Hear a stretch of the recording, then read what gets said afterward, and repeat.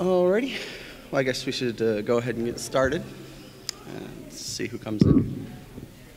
Yeah, unfortunately, I'm not usually the person that does these sort of presentations, but you're stuck with me today, so I will attempt to be entertaining and charming. We'll see how that goes. But we were invited here to talk about safety. Yes. Oh, Clicky has stopped by to say hi. Hello, Clicky. He is our internet safety robot, National Center for Missing Exploited Children. All right, thank you so much. All right, so I guess we'll go ahead and get started, not waste any more time. All right, so this is kind of a special presentation that we're doing for BronyCon.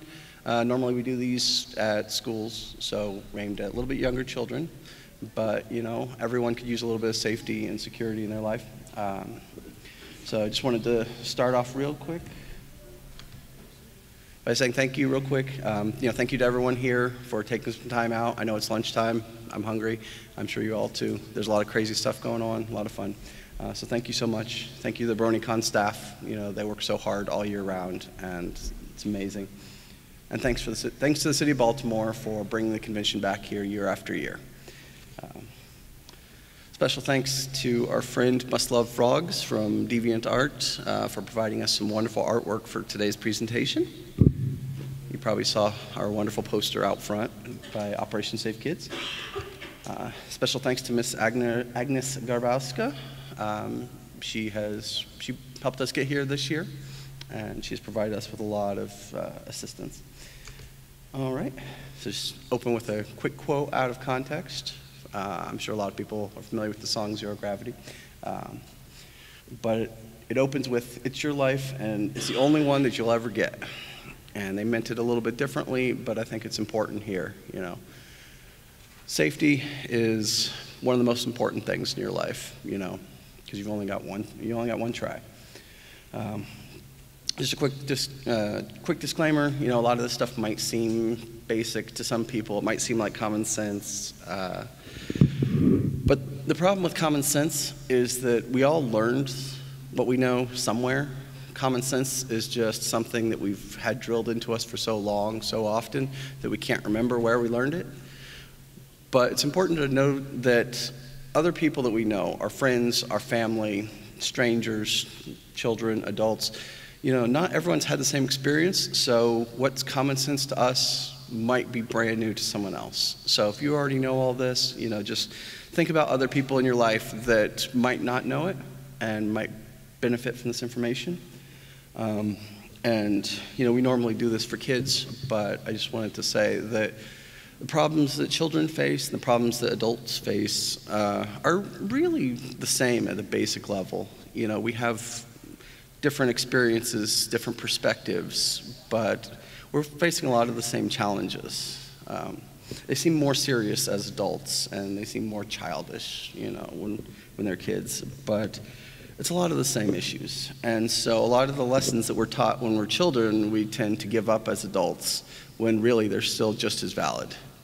So as kids, we're always told, you know, take a buddy with you. You know, don't go places alone, don't go places that you don't know. And that's good advice for all of us.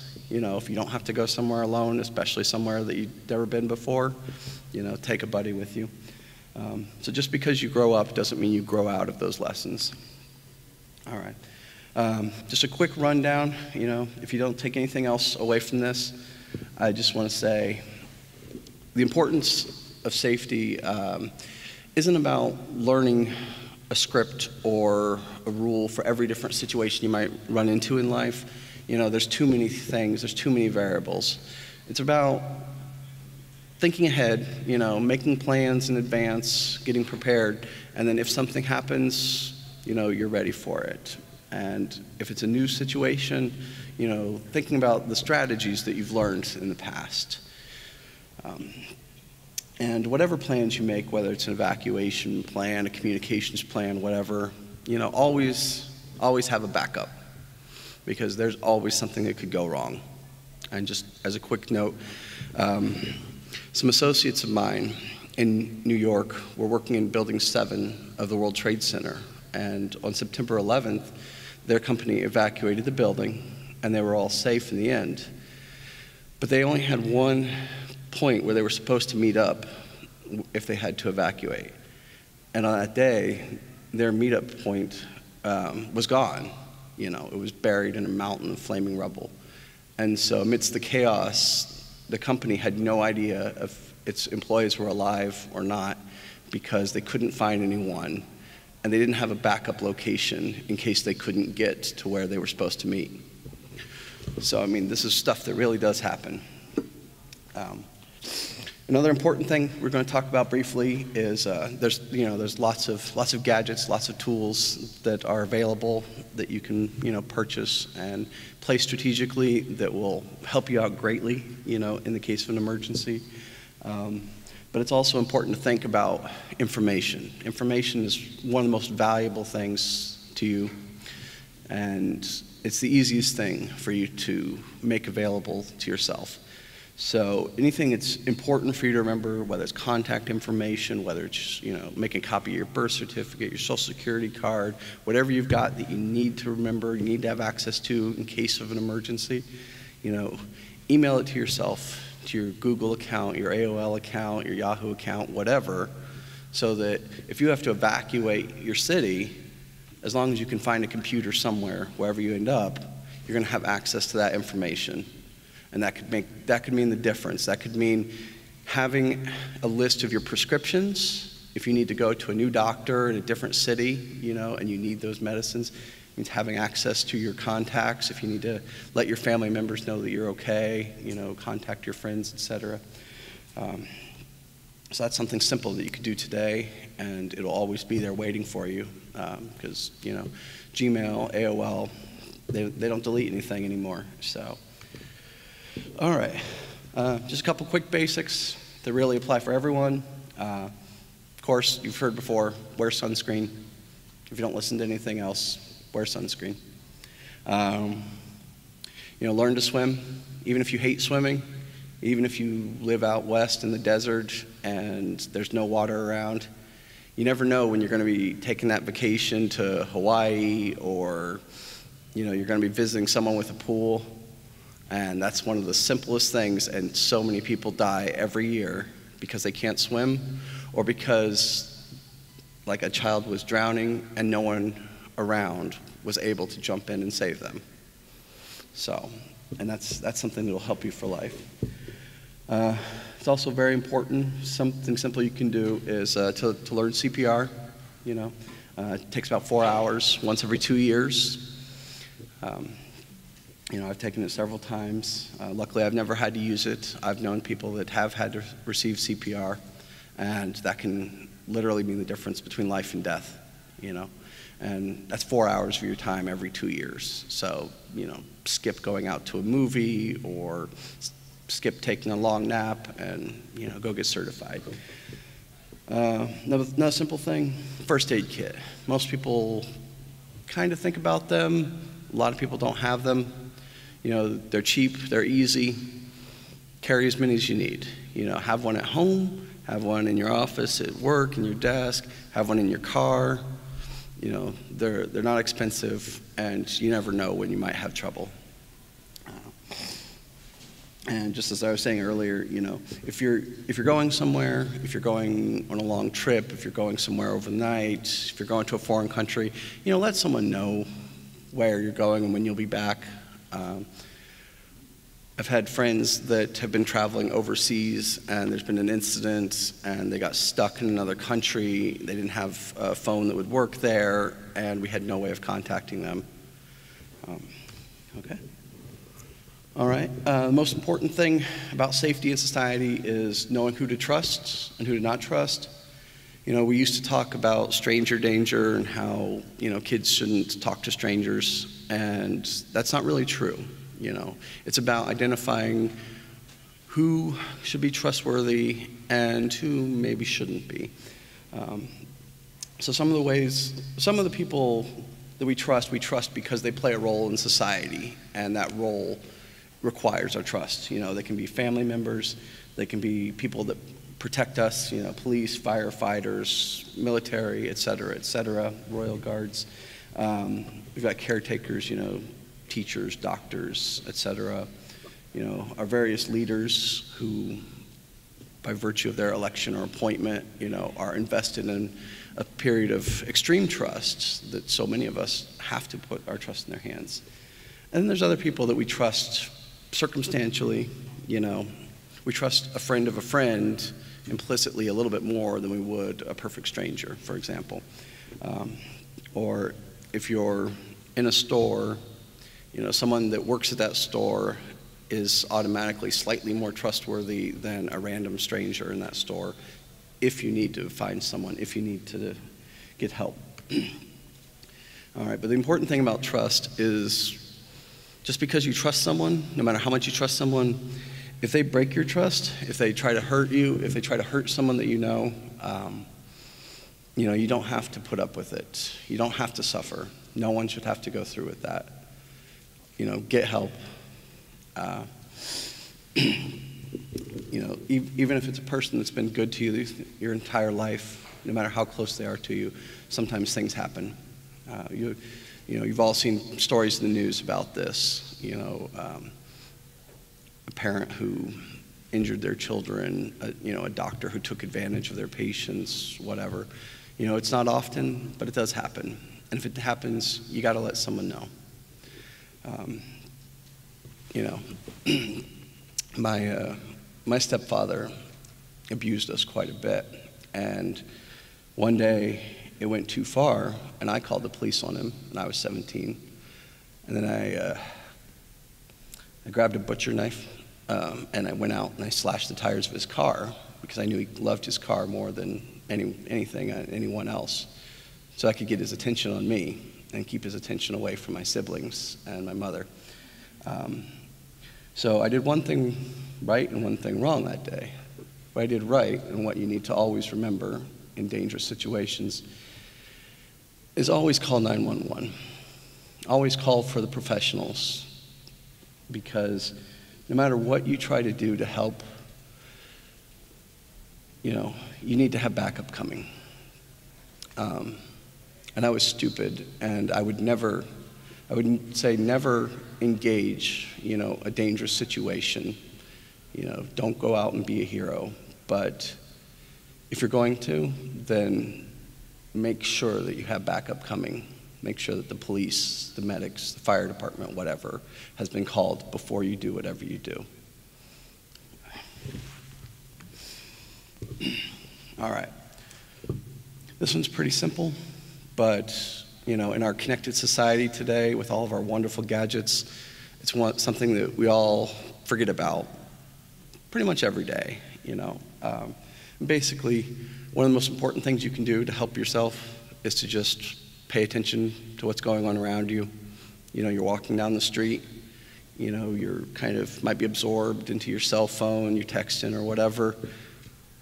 Pay attention to, you know, who's walking around you, if there's a car pulling up beside you, you know, things like that.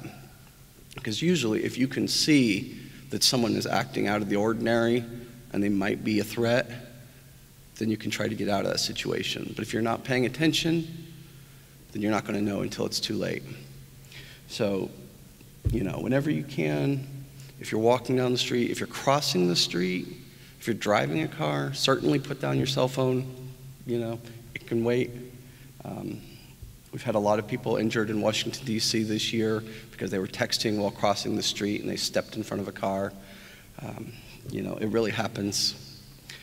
If you're in a situation and something doesn't seem right, you know, there's something, you're noticing something, so don't discount it. You know, look around, and if you can't figure out what's off, then try to make alternate plans if you can.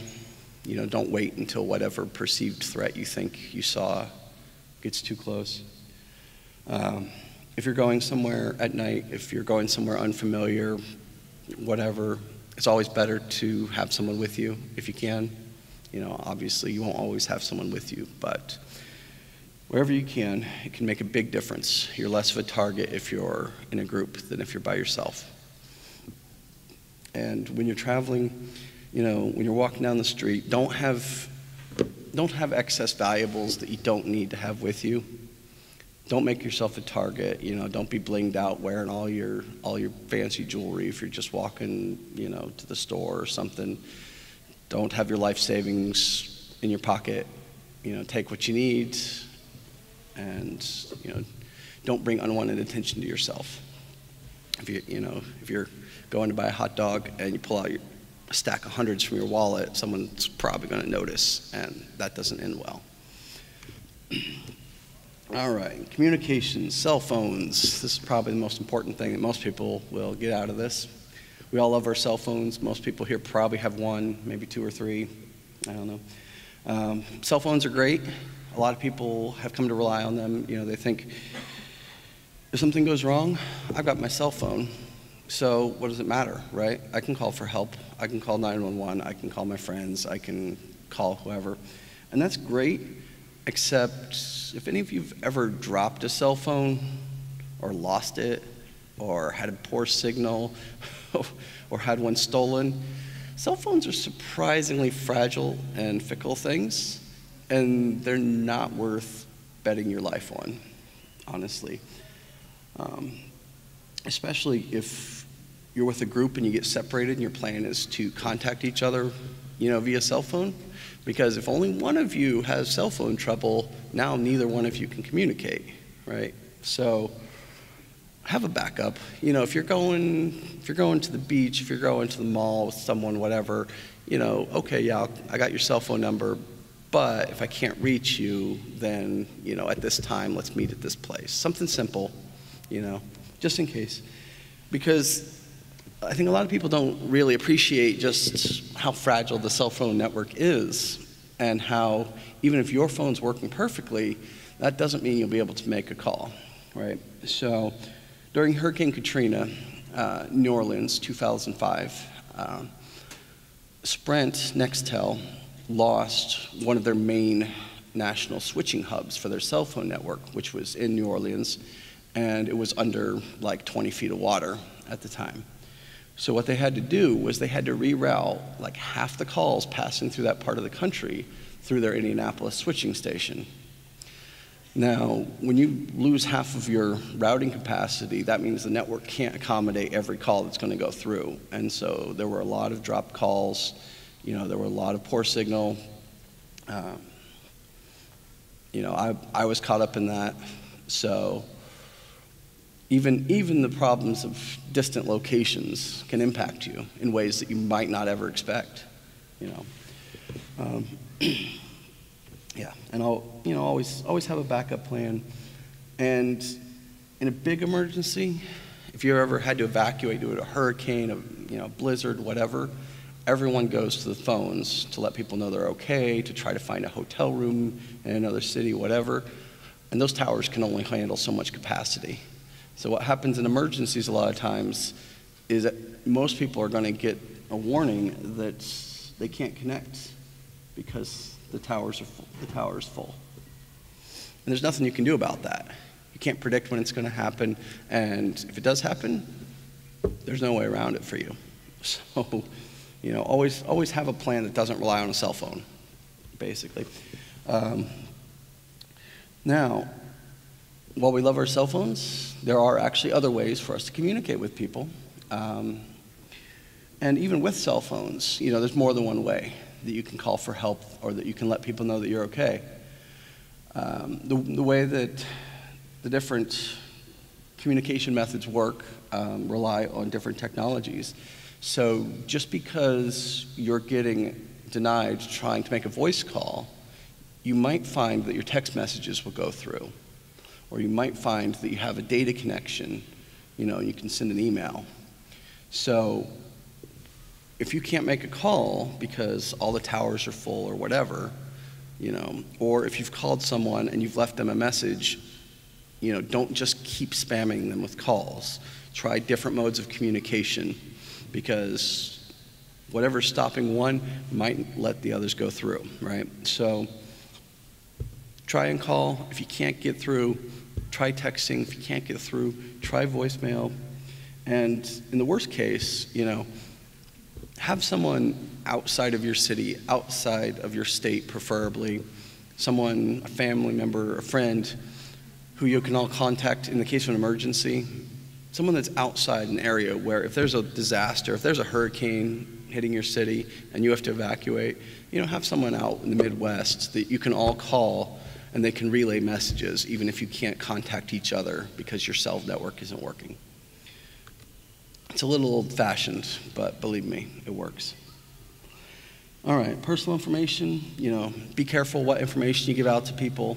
Your information is your life. I'm sure you've all heard about identity theft. Some people here have probably had their identity stolen at one time in one way or another. But there's a lot of surprising ways that people don't think about that give bad guys a surprising amount of information. And one way is to just sit on the train or the bus and just listen to people's phone conversations. Something as simple as ordering a pizza to be delivered, when you get home, since you're leaving work and you're hungry. Think about what you're saying out loud when you're ordering that pizza. You're giving them your home address, you're giving them your phone number, you might be giving them your name, you're giving them your credit card number with the expiration date. That's a lot of personal information to anyone that's listening. We like to think that we're in our own little cone of silence when we're talking on the cell phone, but it's not really what happens. Own a paper shredder, destroy any documents that have any kind of numbers, account numbers, financial information, personal information, anything that would be bad for you if it got out. Just shred it and then trash it. And then another good way that has a double benefit is to get your name off of those junk mail lists. Those companies don't want to be sending you junk mail that they're paying for if you're not interested. And every time you get one, if it has your name and your address together, that's something that could be stolen and used in nefarious ways. So help yourself in two ways. You can contact dmhoist.org. That's the Direct Marketing Association. There's a couple other different associations that you can contact. You fill out a form online. They'll usually give you 5 years. Sometimes they'll let you opt out for life.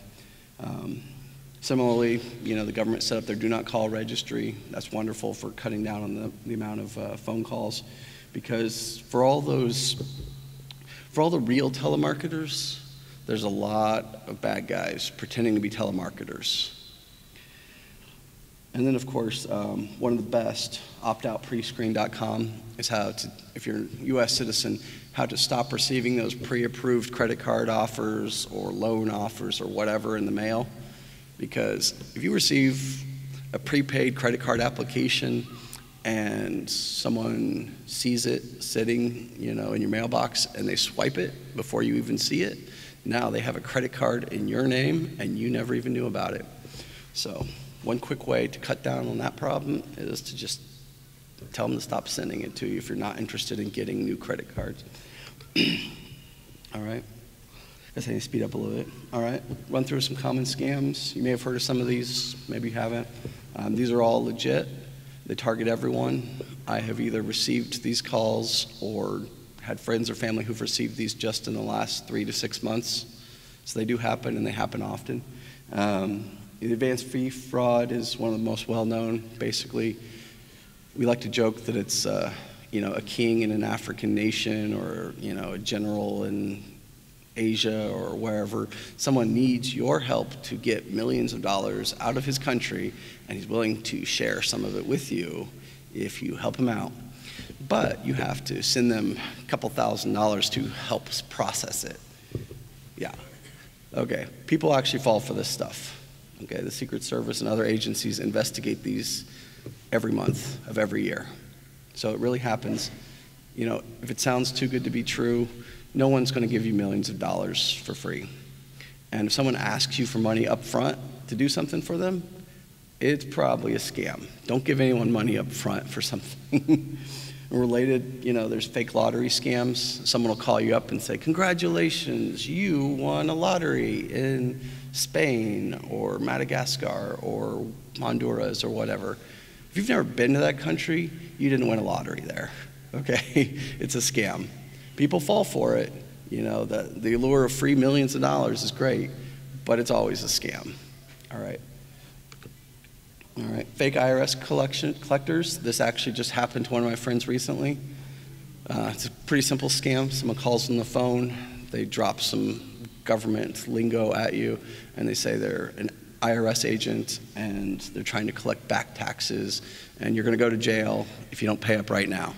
All right. First of all, the IRS loves the Postal Service. They love to do stuff in writing. They're rarely going to call you directly. But if someone's asking you to wire money to a certain bank account number, the IRS does not give you their bank account number to wire money to, okay? That is your number one tip-off that is fake.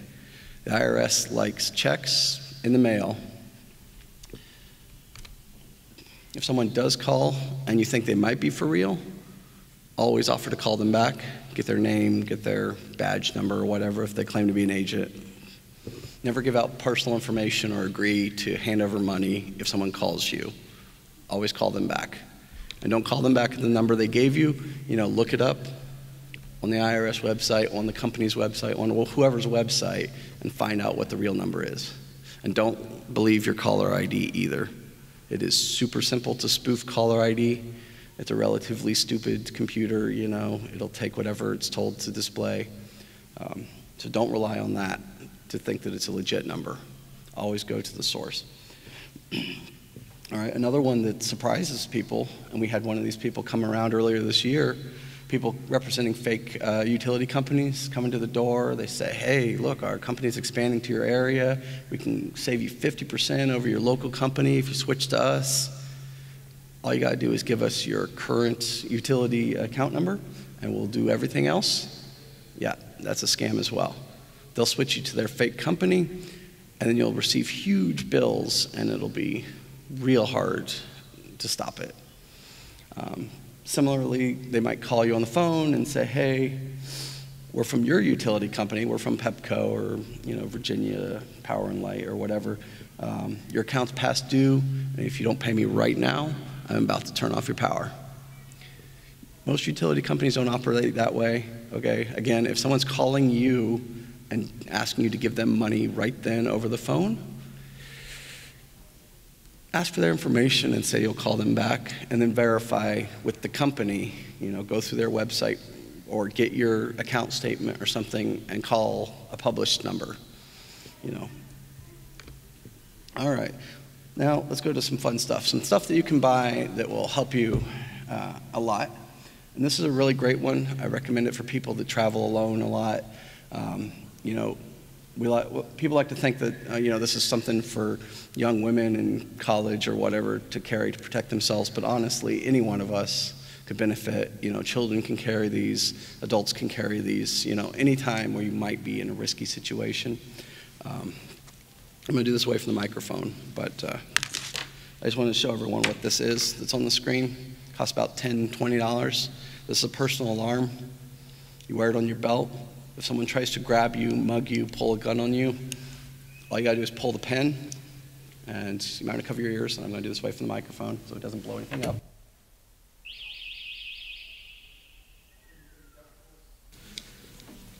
Tell you what, that's gonna really cause people to pay attention to you, and bad guys don't want attention.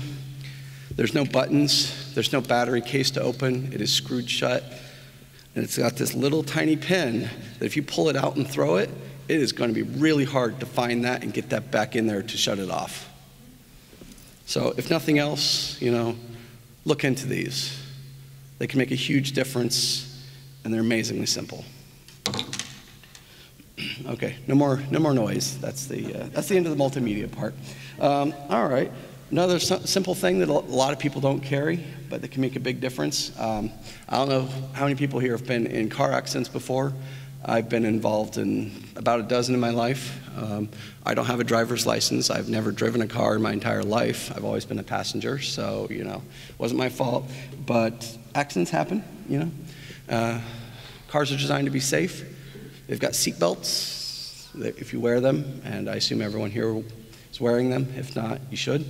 But those seat belts are designed to not break in an accident. The windows are designed to not break in an accident. But as soon as your car stops, you need to get out of there, okay? And that's where one of these auto escape tools comes in. Something, just a small little hammer-like device. It's designed specifically to shatter auto glass. It's got a razor blade in it so that you can cut your seatbelt and get out, extract yourself. Real simple. You know, you buy it, you forget it until you need it. Costs you like $10. Put it in your glove compartment, put it in the center console, etc. All right. Yes, hand crank power or solar power for cell phones. If anyone's ever been stranded on the side of the road and they're trying to call AAA and your cell phone battery's dead, yeah, they're not going to come if you can't let them know.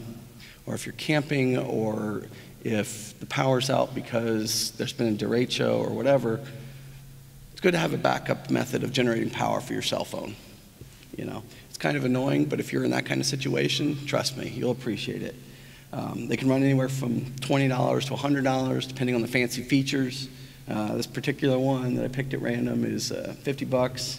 You know, it's got a built-in weather radio, it's got a built-in little flashlight, it's got a solar power panel, it's got a hand crank, it's made of metal so that it won't get, you know, damaged in a crash. Another one of those things, you can just buy it, throw it in your glove compartment, and just let it sit there for years.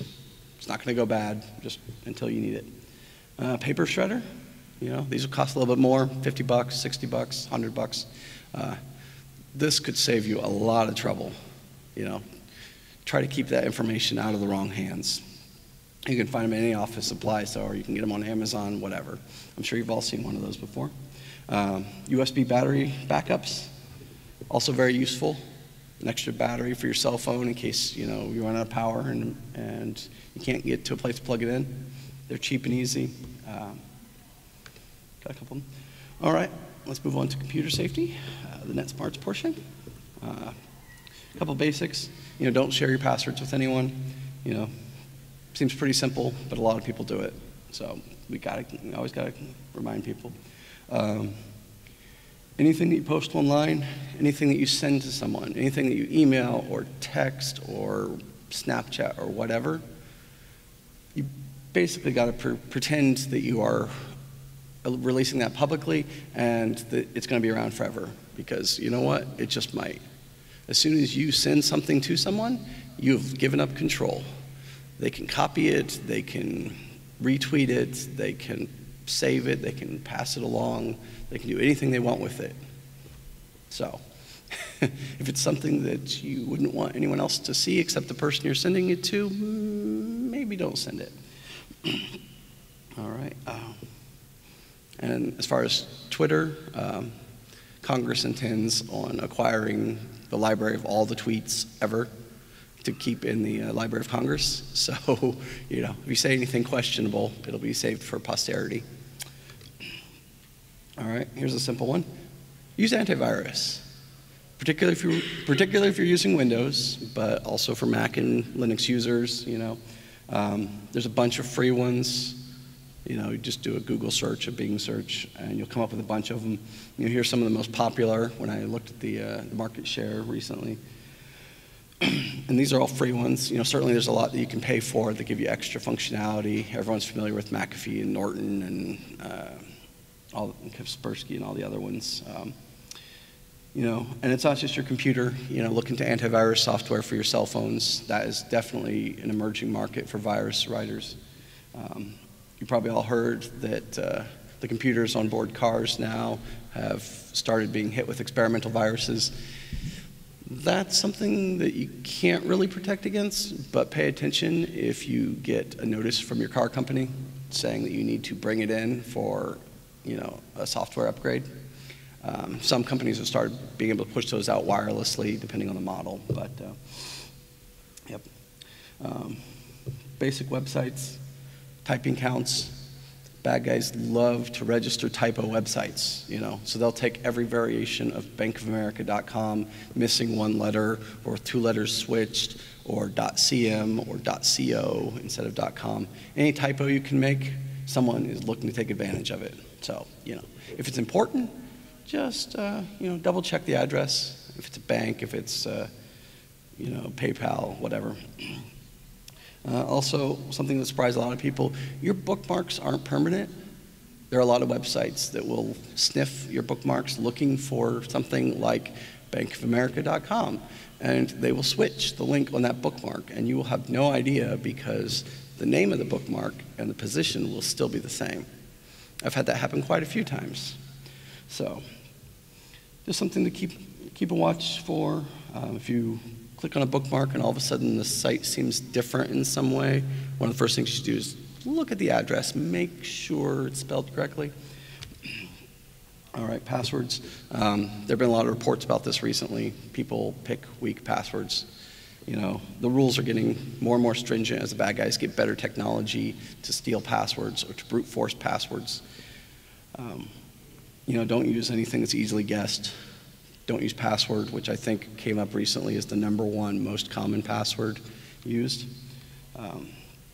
One good way to make up a password that's easy for you to remember but hard to guess is to come up with a sentence that you can remember that has meaning to you and just take the first letter of every word.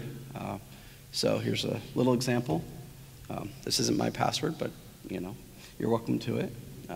So I took, you know, Luna is the #1 best princess ever, and that gives me a capital letter, gives me a bunch of lowercase letters, gives me special characters, numbers, punctuation, etc.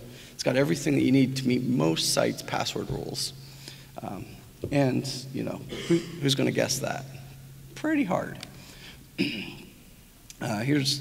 Here's the method that I personally use. I find it very helpful. Some people don't like it because, you know, it's slower and it takes a little more processing because you have to come up with your password for each website because it's different for every site.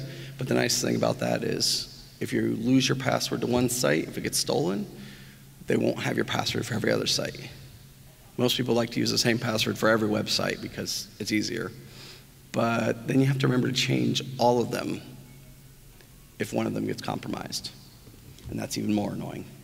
So what I do is I take just a base password, a couple letters and numbers to meet the usual rules, and then I pick a certain positions, non-consecutive characters. So here, for example, I said, let's always take the first, third, sixth, and eighth character of the website name. So that way you don't have to remember your unique password for every website. You just got to remember your own personal rule, and you can reconstruct the password. And just here's some examples on how that rule would turn into a password. You'll see the eBay is really short, so we don't have enough letters. So the simplest way is to just keep repeating the website, you know, eBay, eBay, eBay, until you have enough letters to meet the rules. All right. As far as hacking, getting stuff stolen, you're going to have information stolen at some point. I mean, it's guaranteed. Hacking is increasing. You know, network intrusions are happening every day around the world.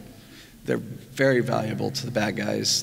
They can steal millions of people's credit card numbers in a matter of minutes, whereas it would take them, you know, years to steal that many people's information by dumpster diving or whatever. So the benefits compared to the costs, very great for the bad guys. But here's a list of some of the things. I've been hit with most of these in my life. You know, you shop at a store and they get hacked. A lot of us shopped at Target, so we know that one recently. You know, DSW, Home Depot, TJ Maxx. Those were all Secret Service cases. Bank sites, as you might guess, banks are wonderful targets for hackers because that's where the money is. Playing games. I'm sure a lot of people know PlayStation Network got hacked. I believe Xbox Live got hacked at one point. You know, being in the military, Department of Defense has been hacked a couple times. They're a popular target. Working for the government, you may have heard 21 million of us had our information stolen recently by a hack on the Office of Personnel Management. Going to college, our local University of Maryland had a breach about a year or two ago, stole lots of students' personal information, not just current students, but also former students, faculty, et cetera.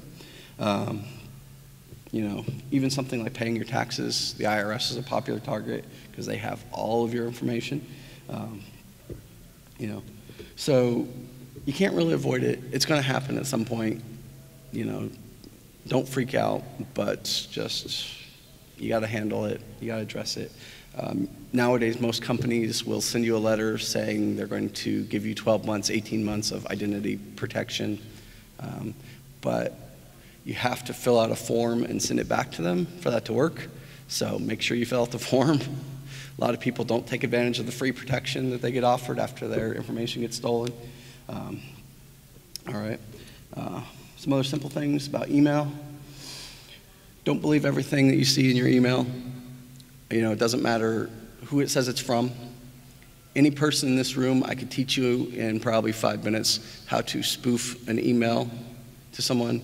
It goes back to a flaw in how the email system works going back to the 1960s. The only thing that's guaranteed is who it's going to, because it's coming to you. But I could send you an email and I could pretend to be the president, or I could pretend to be Donald Trump or Bill Gates or anyone, and as far as you know, according to that email, that's who it's from.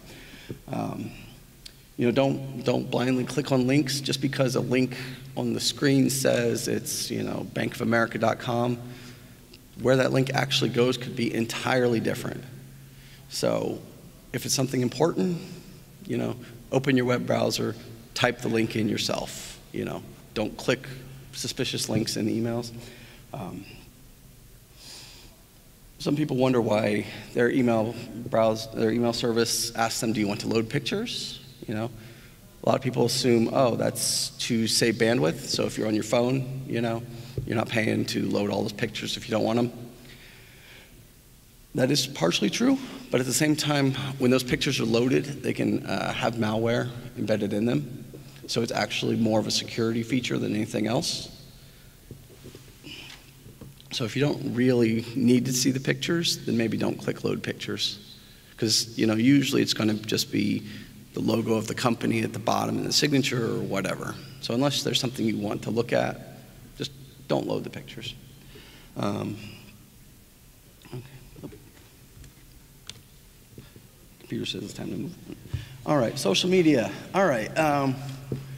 People love to have friends. It's like a contest on Facebook to see who has the most friends or the most followers on Twitter, etc. You know, don't just click on every friend request that you get. There's a lot of bad guys that will make fake accounts on Facebook and send them to people, hoping that maybe it's someone that you sort of remember going to school with 20 years ago, and so, okay, you'll click accept. Except now, you know, they can monitor whatever information you're putting out there. And people sometimes like to share a little too much information about themselves, you know. No one in this room, certainly, but it happens. So, you know, maybe consider who's on your friends list, who can see that post before you post it. You know, make sure to always check the privacy settings. These companies, their business model is to sell your demographics to advertisers. And so they are constantly changing their privacy rules.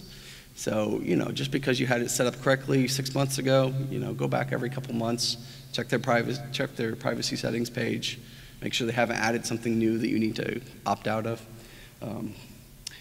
Yeah, don't click on ads in social media. You know, if you like the company or product, you know, pull up your web browser, type in their address, do a Google search for them. There's nothing wrong with people advertising, but there's a lot of people that put fake ads for real products, hoping that you will click on it, and it takes you to their site where they're giving you viruses or whatever. Because there's no way for you to know that that site for, you know, Gucci or Porsche or World of Warcraft or whatever is actually going to take you to that site. So take an extra step, hit Google, get your way there. All right. All right. This one just happened recently as well. You know, anytime someone starts sharing some crazy news story, like a report that 17 people were killed at Universal Studios Orlando, always verify that with a reputable news source before you start sharing it with people. In this case, last week, there was a fake news story going around, and it wasn't real. Nothing happened at Universal. A quick Google search, the first hit was the Orlando Sentinel saying, do not click on this website. Because those real emotional stories, you know, are the ones people are going to notice and they're going to want to share with other people. but just verify, because that's what we call clickbait, something that entices you to want to click on that link, you know. So always consider the source before you share something. All right, social media. If you met someone online and if you've never met them in real life, you know, be careful. Don't go to their house the first time you meet them. You know, always meet in a public place, preferably with some of your friends nearby. I mean, it doesn't matter if you're meeting them for a date or because you made friends, etc. You know, always be safe the first couple times. You know, never give out your home address to someone, because if they turn out to be someone scary, if they turn out to be a stalker, it's going to be really hard for you to move to get away from them. You know, if you want to give out your home phone number to someone or your email address, okay, that's great. You can communicate with them. If they turn out to be a creep, you can get a new phone number or you can make a new email address. But moving is really hard.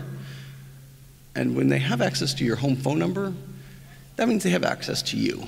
You know, if they turn out to be bad, they could rob you, they could injure you, they could kill you. So, you know, really, really make sure the trust is there. You've met this person a few times before you let them know where you live. Unfortunately, that happens all the time. Nude photos. If you have to take them, don't text them to people. Don't email them to people. It's a popular revenge strategy after someone gets dumped to share those photos that their boyfriend or girlfriend sent them over the years.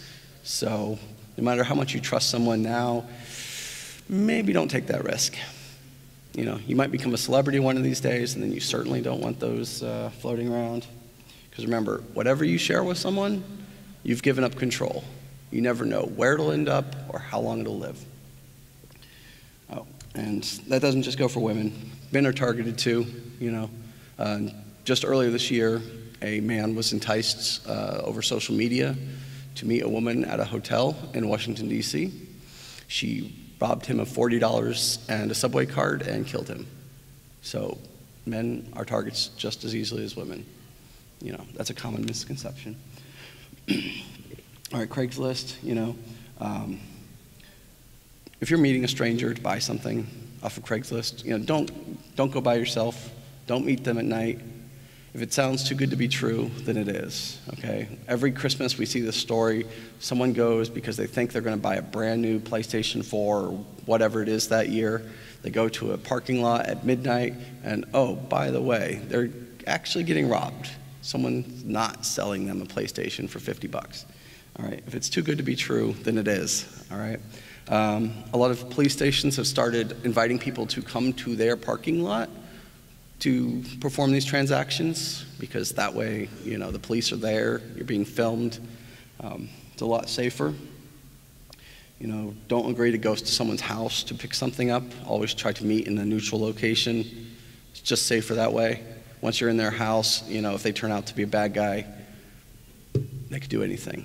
So the only exception, of course, if you're buying like a big couch or something and you have to go there, bring someone with you. Don't go alone to a stranger's house. The same thing if you're inviting someone to come to your house because they're buying your couch, make sure someone else is at home just in case, because you don't know who this person is. Geotagging, this is real popular. A lot of people love it.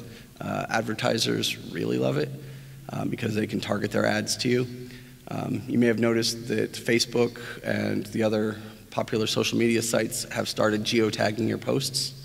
So you're posting about, you know, your night out on the town, and your posts are being tagged with where you're at. Or you take a picture of yourself or your kids or something, and your camera is tagging it with where you're at. That's bad. Unless you really, really want that information on there, go through your settings and turn off geotagging. For most people, it's just an unnecessary risk. If you don't know how, Google it, okay? It's not going away. Phones are built in with the technology already turned on. Cameras are default to geotagging these days. All right. Cybercrime, just to kind of wrap up, you know, why do people want to steal your information anyway? You know, some things are obvious. They want to open credit card accounts. They want to get a fake mortgage in your name that you have to pay off. But some things are a little less well known. There are groups operating in other countries, particularly South America and the Caribbean, Africa, several locations where they will steal your information and create a citizenship packet that they can sell to someone that is hoping to flee their country for whatever reason and come, say, to the United States. One of my friends had this happen when we were in Florida, and she tried to enroll in college, and they said, "Oh, I'm sorry, someone with your social security number is already enrolled at this school." Well, it was because someone from another country fell for this scam, and they paid like $3,000, I think, to get this identity that they would be able to come in and just live their life and not have any trouble. So you never know what's going to happen with your information. Oh. I think that means our time is just about up. So just a quick wrap up about bullying, because I know that's a huge issue for this fandom. There was a wonderful panel last night. Hopefully a lot of people got to make it. It's a very deep subject. Obviously we couldn't hope to cover it in an hour or less.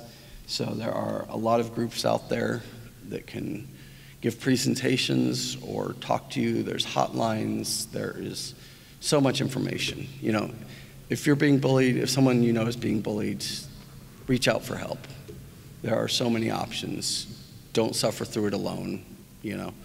Whatever you're going through, whether, anything bad that's happening in your life, don't feel like you have to deal with it yourself. There's always someone that can help you.